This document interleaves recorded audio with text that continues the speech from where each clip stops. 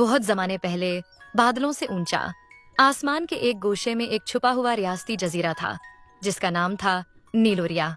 ये जमीन पर नहीं, बादलों में तैरता था। वहां इंसान भी रहते थे और ड्रैगन्स भी, मगर एक दीवार के आर पार। इस दीवार का कानून सादा था। शहजादी आसमान के पार नहीं जाएगी और ड्रैगन्स इंसानों के करीब नहीं आएंगे। ये कानून शहजादी सैरा की पैदाइश से पहले बनाया गया था, मगर सैरा आम शहजादी न थी। उसकी आंखें नीली नहीं, गहरे सुनहरी रंग की थीं, और जब वो हंसती तो उसके गिर्द हल्की सी चमक पैदा होती थी, जैसे बादलों पर चांदनी झलक रही हो। एक दिन उसने महल की पुरानी लाइब्रेरी में एक जादुई किताब देखी जो खुद ब खुद खुल गई। उसके पहले सफ़े पर लिखा था, वो शहजादी जो ड्रैगन्स की आवाज सुन सके आसमान की वारिस बनेगी। सैरा हैरान हुई, क्योंकि बचपन से वो ख्वाब में किसी ड्रैगन की सरगोशी सुनती आई थी जो कहता था, सैरा तुम कहाँ हो, हमें तुम्हारी जरूरत है।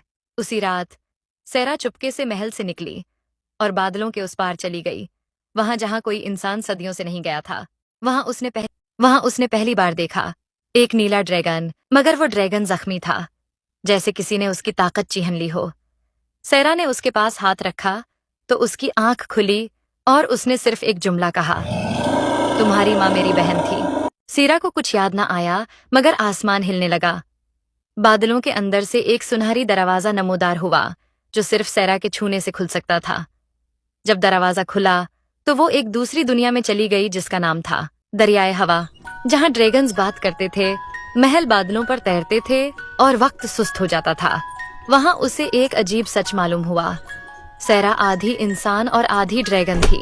उसकी माँ एक ताकतवर आसमानी ड्रैगन थी जिसने मोहब्बत में आकर इंसान बादशाह से शादी की थी, मगर लोगों को ये पसंद न आया और उसकी माँ को खत्म कर दिया गया।